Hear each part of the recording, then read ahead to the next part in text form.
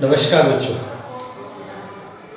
एक बार फिर आपका क्लास में कक्षा 10 में मैंने आपको मानव नेत्र के बारे में पढ़ाया था और आशा करता हूँ कि वो आपको बहुत अच्छे से समझ में आया होगा। कई बार देखिए वीडियो को, याद ही हो जाएगा। मानव नेत्र से संबंधित बहुत सारे प्रश्न पूछे जाते हैं, जैसे अंध बिंदु क्या है, पीत बिंदु क्या है, प्रतिबिंब कहाँ बनता है, किस प्रकार का बनता है, प्रकाश को कौन नियंत्रित करता है नेत्र में। ये सारे प्रश्न छोटे छोटे एक 2-2 नंबर के, नेत्र की समझने क्षमता से आप क्या समझते हैं, बहुत सारे प्रश्न पूछे जाते हैं बच्चों। अगर आप मेरे वीडियो को 3-4 बार देख लेंगे तो निश्चित ही वो आपको याद हो जाएगा। चलिए आगे बढ़ते हैं इस चैप्टर में और पढ़ते हैं नेत्र दंड तथा शंकु। नेत्र का जो रेटिना होता है, रेटिने पर कुछ दंड मतलब इस आकार के, जैसे ये है पेन, दंड के आकार के, और शंकु आकार। दंड इस तरह का और शंकु इस तरह की। नेत्र के रेटिना पर दंड और शंकु के आकार की कुछ सेल होते हैं जो प्रकाश के प्रति संवेदनशील होते हैं, प्रकाश के प्रति सुग्राही होते हैं, प्रकाश को ग्रहण करते हैं। इन दोनों प्रकार के सेलों के कार्य अलग अलग हैं। दंड आकार सेल प्रकाश की तीव्रता के प्रति संवेदनशील है। तीव्रता जानते हो, ज्यादा या कम प्रकाश, जैसे शाम के समय प्रकाश की तीव्रता कम होती है और दिन में सुबह के समय प्रकाश की तीव्रता ज़्यादा होती है। तो अगर दंड आकार सेल बहुत ज़्यादा है रेटिना पर, तो हम शाम के अंधेरे में भी काफ़ी कुछ देख पाएंगे, और अगर ये कम है तो फिर हमें शाम के अंधेरे में नहीं दिखेगा। जैसे मुर्गा आपने देखा होगा, सूरज निकलते ही बांग देने लग जाता है और जाग जाता है। उसका कारण यह है कि मुर्गे के रेटिना पर दंड आकार सेल कम होते हैं। तो जैसे सूरज निकलता है तो उसे रोशनी का अनुभव होता है, क्योंकि सुबह जल्दी और शाम अंधेरे में उसे दिखता नहीं है। तो जैसे सूरज निकलता है, दंडाकार सेल कम है तो उसे अच्छी रोशनी दिखाई देती है और तभी वो अपने भोजन के लिए निकल पड़ता है और तेज तेज चिल्लाता भी है। इसके विपरीत उल्लू में दंडाकार सेल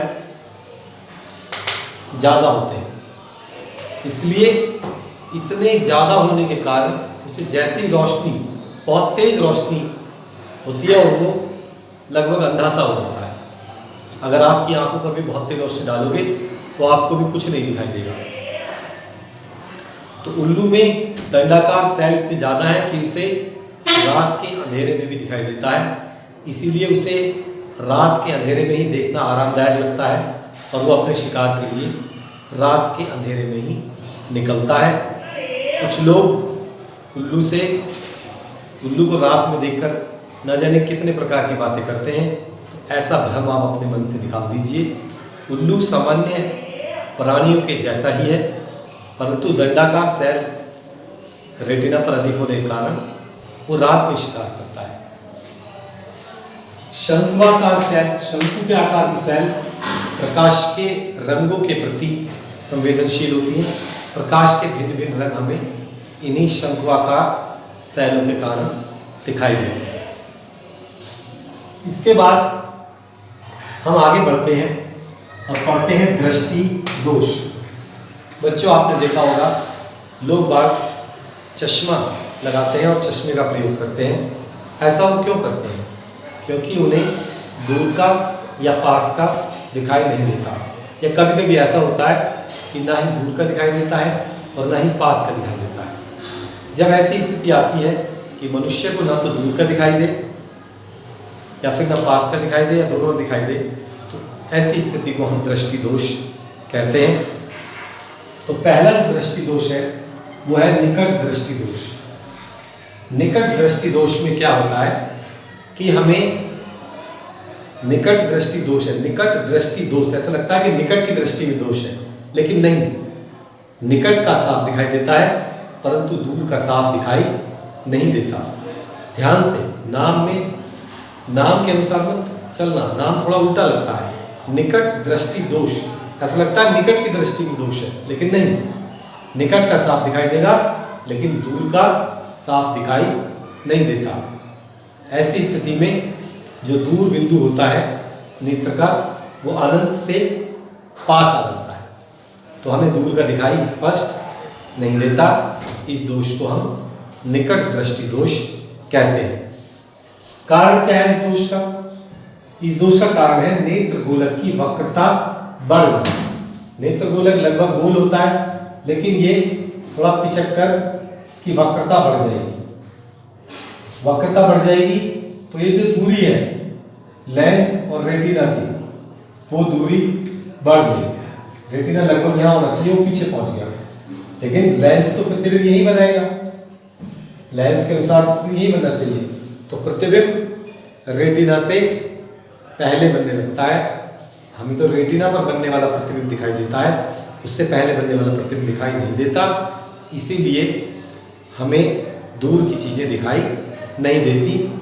दूसरा कारण है नेत्र गोलक का व्यास बढ़ जाना। नेत्र गोलक का व्यास बढ़ जाएगा तब भी यही होगा कि ये जो दूरी है लेंस और रेटिना की, ये बढ़ जाएगी। प्रतिबिंब रेटिना से पहले बनेगा जो हमें स्पष्ट दिखाई नहीं देगा। दोनों ही स्थितियों में एक जैसा है। जैसा मैंने करके भी दिखाया कि दूर से आप जानते हैं समांतर किरणें आती हैं, और रेटिना पहले यहाँ था, छोटा गोलक था, अब वो दूर हो गया, लेकिन लेंस तो वैसा ही है, वो तो उसी जगह मिलाएगा प्रकाश की किरणों। तो प्रकाश की किरणें रेटिना से पहले ही प्रतिबिंब बना लेती हैं और हमें स्पष्ट दिखाई नहीं देता। इस दोष का निवारण कैसे करेंगे? इस दोष का निवारण करने के लिए हम उचित फोकस दूरी का अवतल लेंस प्रयोग करते हैं। अवतल लेंस क्या करता है बच्चों, थोड़ा समझ लीजिए। अगर आपने अवतल लेंस यहां लगा दिया,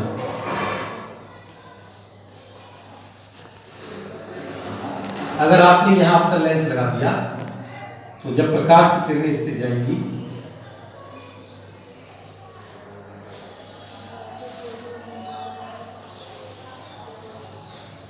तो आप जानते हैं प्रकाश किरणों को फैला देता है अवतल लेंस, तो ये फैल गई, प्रकाश की किरणें इतनी फैल गई कि फिर ये सीधे रेटिना पर मिलने लग जाती है और प्रतिबिंब फिर आपका यही बनता है। तो इस प्रकार अवतल लेंस लगाकर, उचित फोकस दूरी का अवतल लेंस लगाकर हम निकट दृष्टि दोष का निवारण कर सकते हैं। एक बार फिर समझ लीजिए, निकट दृष्टि दोष क्या है? निकट का दिखता है, दूर का नहीं दिखता, और इस दोष में नेत्र का जो दूर बिंदु होता है वो निकट आ जाता है। छोटे बच्चों में ये दोष प्राय देखने के लिए मिलता है। कारण क्या है? नेत्र गोलक की वक्रता बढ़ जाना, जैसे मैंने बताया वक्रता बढ़ गई, नेत्र गोलक का व्यास बढ़ जाना, छोटे से थोड़ा बड़ा हो जाएगा। दोनों ही स्थिति में रेटिना थोड़ा पीछे हो जाएगा। रेटिना जब पीछे हो जाएगा तो प्रतिबिंब रेटिना से पहले ही बनने लगेगा और हमें स्पष्ट दिखाई नहीं देगा। तो हमें क्या करना पड़ेगा? उचित फोकस दूरी का अवतल लेंस लगाना पड़ेगा, जो प्रकाश किरणों को और थोड़ा सा फैला देगा और फिर वो सीधी आपके रेटिना पर जाकर मिलेगी। तो हमें याद रखना है कौन सा लेंस प्रयोग करना है? अवतल लेंस। बच्चों बहुत इंपॉर्टेंट है, बहुत बार पेपर में पूछा जाता है, कारण पूछे जाते हैं, निवारण पूछा जाता है, ये दोष क्या है ये पूछा जाता है, बहुत बार प्रश्न आते हैं। इन्हें ध्यान से याद कर लीजिए। इसके बाद मैं आपको अगला दोष पढ़ाता हूँ, दूर दृष्टि दोष। अब हम पढ़ेंगे बच्चों दूर दृष्टि दोष। ये दोष निकट दृष्टि दोष का उल्टा है। इसमें दूर का दिखता है, पास का नहीं दिखता। फिर मैं बता रहा हूँ, नाम से कंफ्यूज मत होना। दूर दृष्टि दोष, ऐसा लगता है जैसे दूर की दृष्टि में दोष है, नहीं, दूर का दिखता है, पास का नहीं दिखता। क्यों? क्योंकि नेत्र का जो निकट बिंदु है वो दूर चला जाता है, तो दूर रख के दिखाई देगा। आपने देखा होगा कि कुछ लोग किताब को दूर रख के देखते हैं ऐसे, ठीक है, ना उतना सामने नहीं, ऐसे करके देखते हैं थोड़ा सा। तो क्योंकि नेत्र का जो निकट बिंदु है जो 25 सेंटीमीटर होना चाहिए था, वो थोड़ा 30 या 35 या 50 पर पहुंच जाता है। ये जो दोष है ज़्यादातर 40 वर्ष यानी अधिक आयु वाले लोगों में ये दोष देखने के लिए मिलता है। कारण क्या है? कारण है नेत्र लेंस की वक्रता घट जाना। नेत्र लेंस की वक्रता, नेत्र का जो लेंस है बच्चों, पिछले जो निकट दृष्टि दोष में मैंने यहाँ पर लेंस ना बनाकर गोलक बना दिया था, तो उसे थोड़ा ठीक कर लेना, ठीक से समझ लेना। तो नेत्र लेंस की वक्रता थोड़ी कम हो जाती है, नेत्र लेंस थोड़ा खिंच जाता है। वक्रता कम हो जाने से क्या होगा? फोकस दूरी बढ़ जाएगी, और अगर फोकस दूरी बढ़ जाएगी तो प्रकाश किरणें फिर दूर जाकर मिलेगी। आप जानते ही फोकस पर मिलती है प्रकाश किरणें। एक और कारण है नेत्र गोलक का व्यास घट जाना। जब व्यास घट जाएगा तो रेटिना जहाँ होना चाहिए था उससे थोड़ा पहले हो जाएगा। तो जब रेटिना थोड़ा पहले आ जाएगा, लेकिन जो लेंस है वो उसकी फोकस दूरी बढ़ गई है, तो प्रकाश किरणें रेटिना के बाद मिलती है। तो ऐसी स्थिति में हमें प्रतिबिंब स्पष्ट दिखाई नहीं देता। तो हम क्या करेंगे इस स्थिति में? इस स्थिति में हम उचित फोकस दूरी का, इसका निवारण क्या होगा? उचित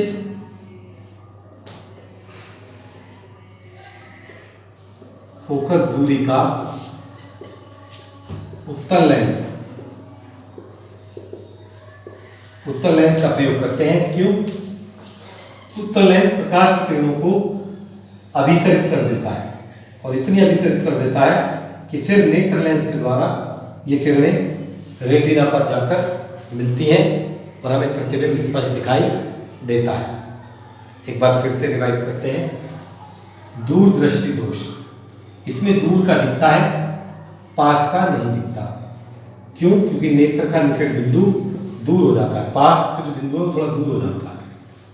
ज़्यादातर ये बड़े लोगों में देखने को मिलता है, 40 वर्ष या उसके आसपास या उसके बाद की उम्र में ये दिखाई देता है। कारण क्या है? नेत्र लेंस की वक्रता घट जाती है, फोकस दूरी बढ़ जाती है, नेत्र गोलक का व्यास घट जाता है, गोला थोड़ा छोटा हो जाता है और ये थोड़ा खिंच जाता है लेंस। निवारण कैसे करेंगे? उचित फोकस दूरी का उत्तल लेंस, क्योंकि उत्तल लेंस प्रकाश किरणों को अभिसरित कर देता है। इसके बाद आता है जरा दृष्टि दोष। तो अब हम जरा दृष्टि दोष को पढ़ते हैं।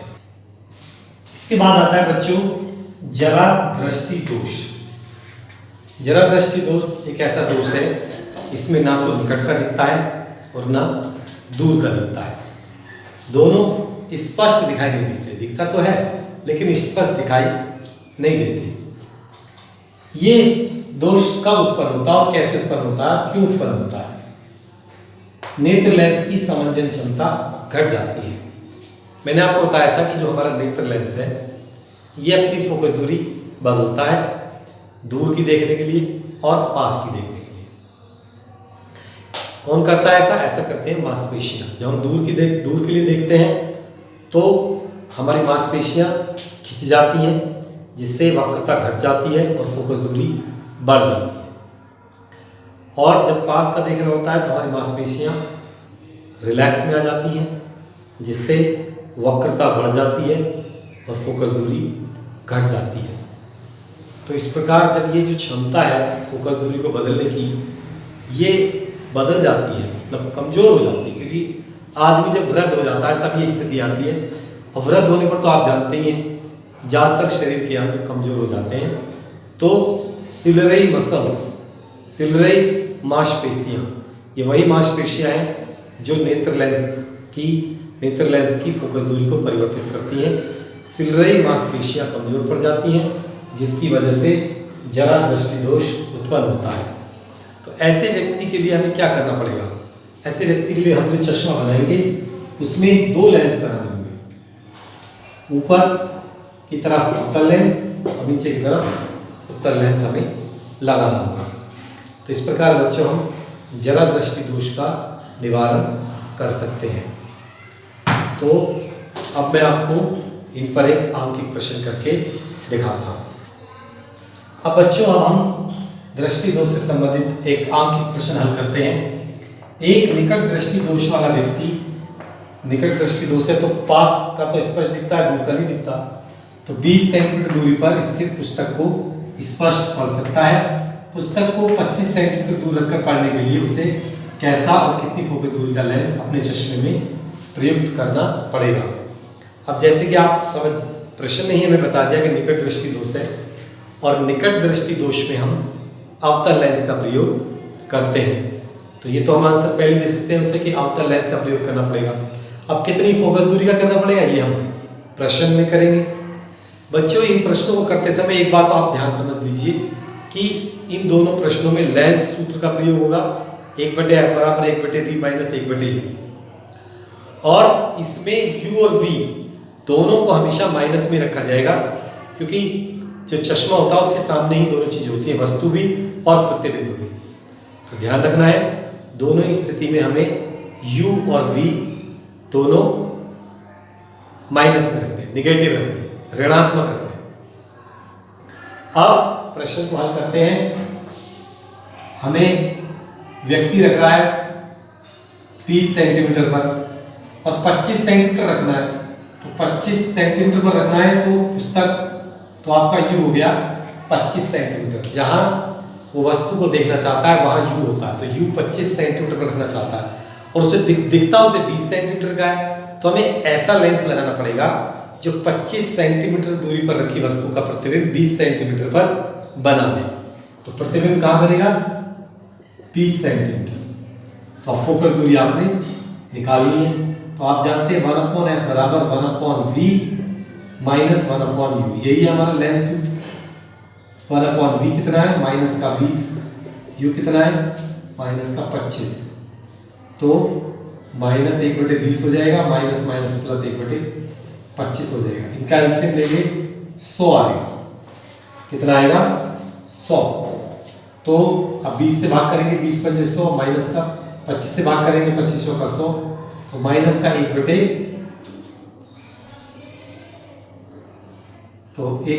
बराबर आ गया माइनस का 1/100। f बराबर आ जाएगा, जब इसे पलट देंगे तो ये पलट जाएगा, माइनस का 100 सेंटीमीटर। तो इस प्रकार उस व्यक्ति को माइनस के 100 सेंटीमीटर फोकस दूरी के अवतल लेंस को प्रयोग करना पड़ेगा। और इसे मीटर में देखें तो 1 मीटर, और इसकी क्षमता निकालेंगे 1/f, f 1 मीटर है, मीटर में रखना होता है। एक डायरेक्टर उस लेंस की माइनस में रखना पड़ेगा ना, ये तो माइनस में इसकी क्षमता -1 डायरेक्टर होगी। अब मैं आपको एक दूरदृष्टि दोष से संबंधित प्रश्न करके दिखाता हूं। आइए बच्चों, अब मैं आपको दूरदृष्टि दोष पर एक प्रश्न करके दिखाता हूं। प्रश्न है, एक दूरदृष्टि दोष वाले व्यक्ति का निकट बिंदु 0.4 मीटर है। इस दोष के निवारण हेतु कैसा तथा कितनी क्षमता का लेंस चाहिए? तो दूरदृष्टि दोष जब उसको है तो उसको कौन सा लेंस चाहिए? उसको चाहिए तल लेंस। अब कितनी फोकस दूरी का चाहिए? बच्चों, दूरदृष्टि दोष में दूर का तो दिखता है लेकिन निकट का नहीं दिखता, यानी जो उसका निकट बिंदु है जो 25 सेंटीमीटर पर होना चाहिए था, अब वो पहुंच गया कहां पर? 40 सेंटीमीटर पर। 40 सेंटीमीटर, मीटर बदलेंगे तो 40 सेंटीमीटर हो जाएगा। वो पढ़ना चाहता है 25 सेंटीमीटर पर। बच्चों, वो कहां पढ़ना चाहता है? वो पढ़ना चाहता है, तो बच्चों वो 40 सेंटीमीटर तक देख सकता है, लेकिन स्वस्थ नेत्र वो होता है जो 25 सेंटीमीटर का देख सके। तो हम ऐसा लेंस प्रयोग करेंगे कि 25 सेंटीमीटर दूरी पर रखी वस्तु का प्रतिबिंब 40 सेंटीमीटर पर बना दें। तो हम वस्तु को हमेशा कहाँ रखेंगे? 25 सेंटीमीटर पर। हमेशा तो नहीं, कुछ प्रश्नों में जैसे अनंत का देखना है तो वहाँ पे अनंत रखेंगे। अब हमें उसका निकट बिंदु जब 40 सेंटीमीटर हो गया है तो वहाँ प्रतिबिंब बनना चाहिए 0.40 मीटर का मतलब हो गया 40 सेंटीमीटर। तो फोकस दूरी निकालनी है तो वही लेंस सूत्र 1/m बराबर 1/v माइनस 1/u। 1/v कितना है हमारा माइनस का मैंने कहा दोनों ही माइनस के होते हैं इसमें 40, ये माइनस का 25। अब हल करेंगे तो ये माइनस आगे और ये माइनस माइनस प्लस हो जाएगा 1/25। ध्यान से देखिए, ध्यान से देखोगे तो समझ में आएगा, ठीक है ना। अब देखिए, अब 1/f बराबर आ गया, इनका एलसीएम लेंगे दोनों का, 25 और 40 का एलसीएम कितना आएगा, 25 और 40 का एलसीएम आएगा 200 आएगा। 40 से भाग करेंगे 5 बार, 25 से भाग करेंगे 8 बार, 1/f बराबर आ जाएगा 3/200। उल्टा कर देंगे, f बराबर 200/3 सेंटीमीटर।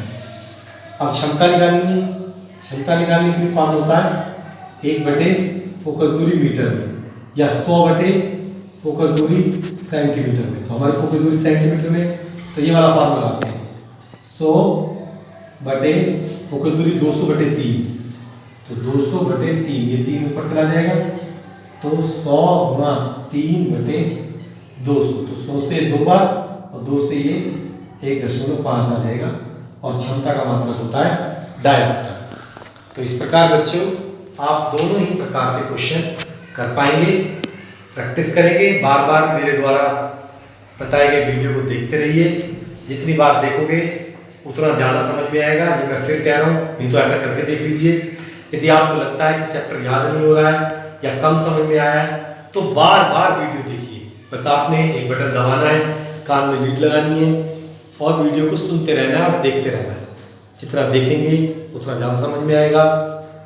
बच्चों इस पाठ में इतना ही, बाकी अब मैं आपको अगला पाठ जीव विज्ञान का पढ़ाने का प्रयास करूँगा।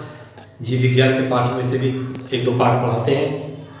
आपके 2 फिजिक्स के पाठ मैंने आपको पढ़ा दिए और रसायन विज्ञान का भी मैंने 1 पाठ पढ़ा दिया।